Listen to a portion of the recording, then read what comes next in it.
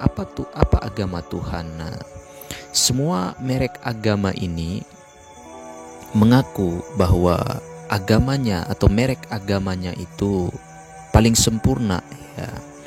Tapi sejatinya semua agama itu sempurna. Beda-beda jalan, saudaraku ya.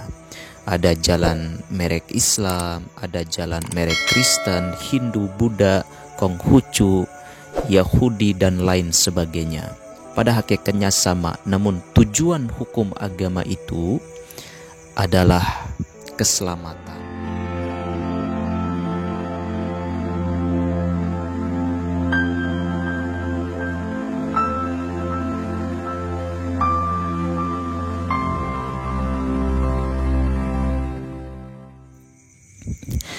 Bismillahirrahmanirrahim. Assalamualaikum warahmatullahi wabarakatuh. Liridallahu ta'ala bisyiril fatihah. Bismillahirrahmanirrahim. Alhamdulillahirabbil alamin arrahmanir rahim maliki yaumiddin. Iyyaka na'budu wa iyyaka nasta'in ihdinas siratal mustaqim siratal ladzina an'amta 'alaihim ghairil maghdubi 'alaihim waladdallin. Amin. Sahabatku, saudaraku, Sigar Penjalin rahimakumullah. Alhamdulillah, pada kesempatan yang berbahagia ini kembali saya membuka muzakarah ilmu hakikat, ilmu ma'rifat, saudaraku, yang dalam hal ini saya ingin membahas tentang agama ya. Dasar daripada agama, apa hakikat agama, dan sejatinya agama di dalam ilmu hakikat itu seperti apa. Saudaraku Sigar Penjalin rahimakumullah, mari mendengarkan baik-baik saudaraku. Baik, terima kasih sebelumnya kepada saudaraku yang sudah berkenan hadir di malam yang berbahagia ini ya, di dalam muzakarah ilmu hakikat, ilmu ma'rifat ini, saudaraku. Baik, agama. Dari pandangan saudaraku yang hadir di sini, apa yang menjadi kajian Anda tentang agama? Iya, agama itu ketentuan hukum, saudaraku. Jadi di dalam hakikat ya, di sini kita akan mengkaji menggunakan banyak kajian di sini ya, atau banyak kajian. Ada kajian hijaiyah, ada kajian makna nanti. Baik, kita akan mengulas pertama tentang agama, saudaraku. Agama yang dulu dan agama yang sekarang apakah sama? Tentunya tidak sama, saudaraku. Agama yang dulu atau ketentuan hukum manusia di zaman dahulu tentunya sangat berbeda dengan ketentuan hukum dengan manusia di zaman sekarang. Apa yang menyebabkan terjadinya perbedaan?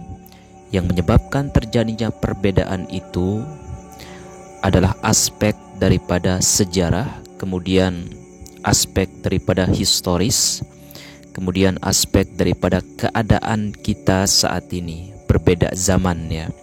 Zaman dulu dengan zaman sekarang tentu berbeda ketentuan hukumnya, saudaraku. Dulu kalau orang yang jahat itu dihukum sesuai dengan masa waktu itu, dan sekarang ketentuan yang sekarang orang yang jahat tentu akan dihukum dengan sesuatu yang sifatnya hukum saat ini. Nah, itulah daripada sifat agama. Agama itu ya kita harus ikuti, saudaraku ya. Kita tidak terjebak kepada apa yang menjadi ketentuan hukum zaman yang masa lampau ya, akan berbeda dengan zaman yang sekarang.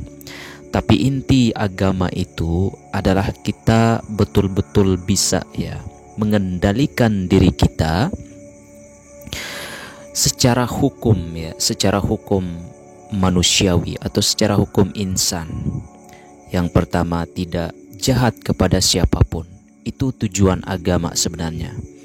Kita tidak jahat kepada siapapun, kita tidak melakukan sesuatu yang sifatnya nahi mungkar kepada siapapun, saudaraku ya. Itu adalah ketentuan agama. Nah, baik, kita akan kaji tentang hakikat agama di sini menggunakan kajian huruf hijaiyah atau kajian asma. Kemudian saya akan memberikan makna nanti.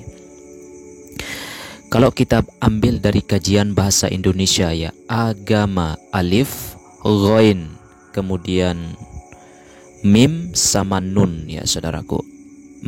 Mim, agama ya, alif, ghain sama mim, agama ya. Alif itu menandakan daripada sifat berdiri sendiri. Kita harus betul-betul memandang apa yang sebenarnya turun di dalam hakikat Tuhan itu sendiri. Nah, hakikat Tuhan itu sendiri ada di diri kita, yang mana Tuhan itu berdiri dari segala wujud, la maujud bihaqqin illallah. Kemudian yang kedua, ghain. Ghain itu makna daripada berfikir ya. Bagaimana cara kita mentitikkan pikiran kita kepada hal-hal yang sifatnya positif. Nah, pikiran yang positif ini tentunya berasal dari dalam ya. Kemudian mim. Mim itu menandakan daripada sifat tanggung jawab kita.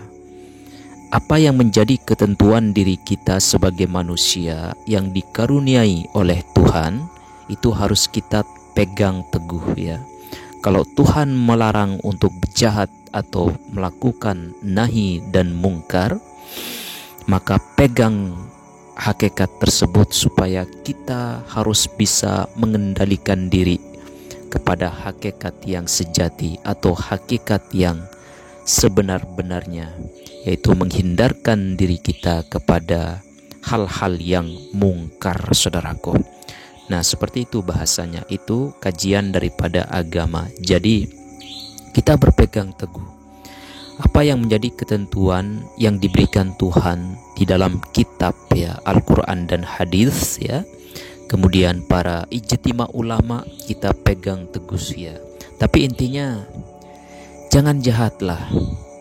Jadilah ya seperti sifat Muhammad ya, siddiq, amanah, tabligh, fatonah. Itu kunci agama.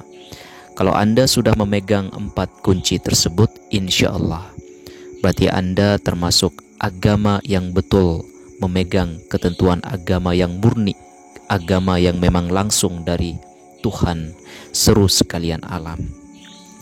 Nah, yang kedua, kalau kita kaji menggunakan kajian versi Arab ya, agama itu kalau dalam bahasa Arab itu ad-din ya, pertemuan huruf alif, dal sama nun ya.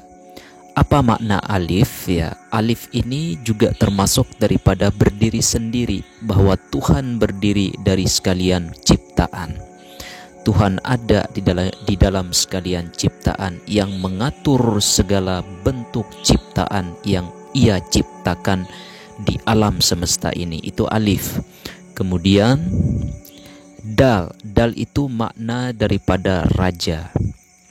Raja, kita harus tunduk kepada hakikatnya raja yang memerintahkan kita siapa? Yaitu Tuhan seru sekalian alam. Di mana Tuhan? Di dalam diri kita masing-masing. Kemudian yang kedua, nun. Nun itu apa? Berpusat di dalam batin. Itu tergambar daripada sifat Muhammad, siddiq, amanah, tabligh, fatonah. Kalau kita membawa diri kita dengan 4 sifat ini, insya Allah ya, itulah kita sedang memegang hakikat agama yang sebenarnya dan sesungguhnya. Nah, seperti itulah saudaraku, itu kajian tentang agama. Kalau kita ambil dari kajian hijaiyah bahasa Indonesia dan kajian hijaiyah bahasa Arab, saudaraku.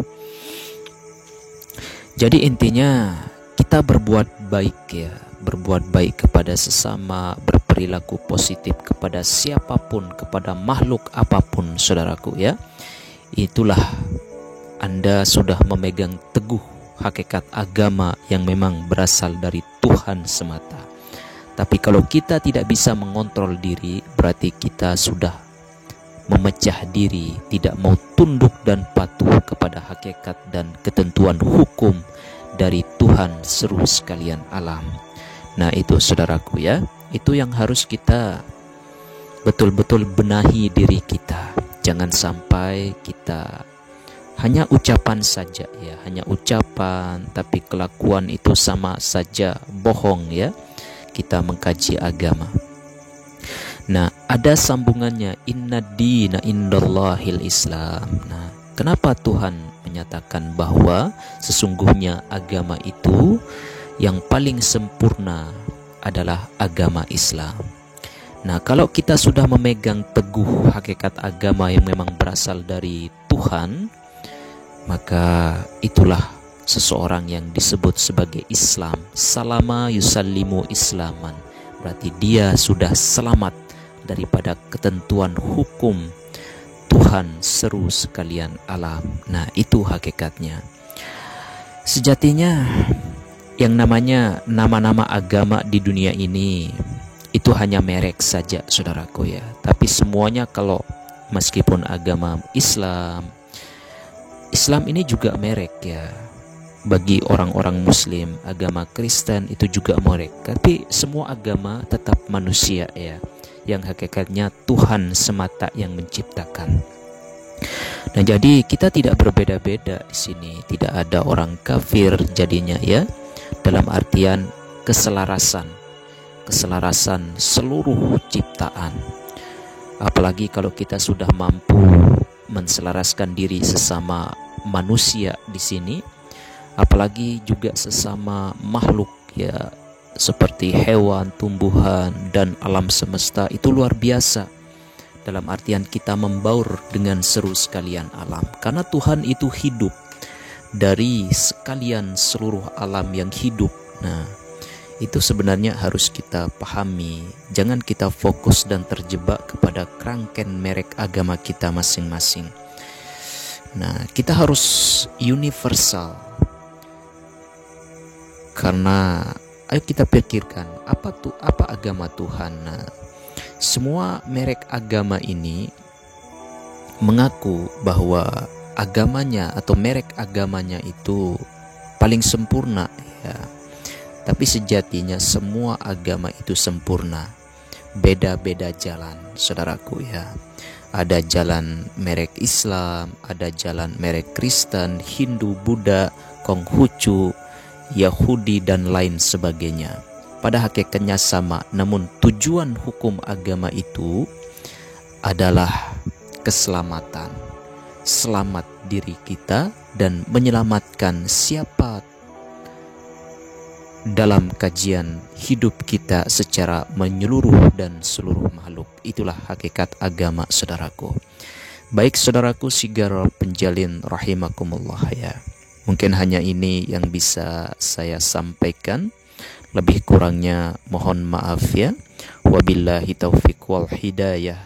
Assalamualaikum warahmatullahi wabarakatuh. Assalamu qaulam mir rabbir rahim.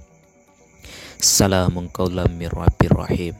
Allahumma salli wa sallim ala sayyidina nur fi qalbi wan nur fi sam'i wan nur fi haqqi la ilaha illallah Muhammadur Rasulullah sallallahu alaihi wasallam. Allahumma salli ala sayyidina Muhammad.